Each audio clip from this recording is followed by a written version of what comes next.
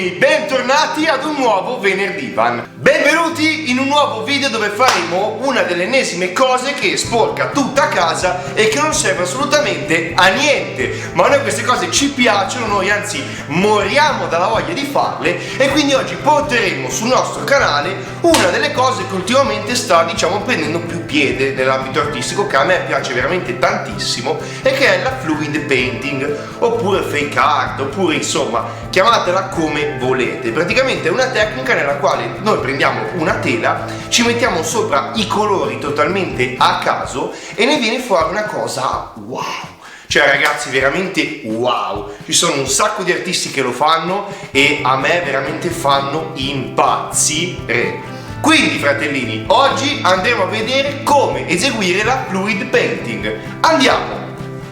Partiamo come sempre vedendo che cosa ci serve. Allora, ci servono due tele 50x50, ci servono i nostri bene amati colori acrilici sempre presenti, ci serve una bottiglia d'acqua, dei bicchieri di plastica, la palettina per mischiare il colore con l'acqua, lo scotch di carta e i giornali da mettere sotto tutto al nostro lavoretto. Come prima cosa prendiamo lo scotch di carta e lo mettiamo su tutto il contorno del nostro quadro.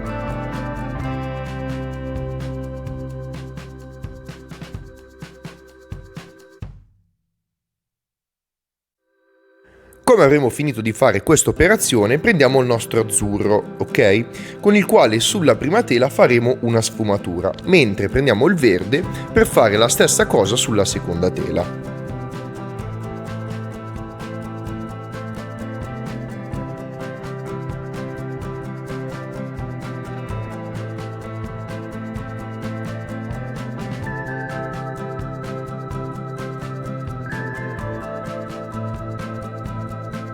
Adesso non ci rimane che togliere piano piano tutto lo scotch attorno al bordo, e come il colore sarà bello preciso e delineato, passiamo subito al prossimo passaggio, che consiste di prendere i nostri colori acrilici e metterli dentro i bicchierini di plastica.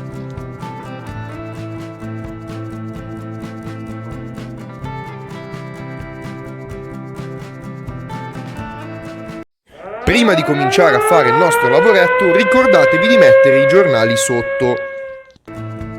Ecco qua, fidatevi che vostra madre vi ringrazierà per questa cosa.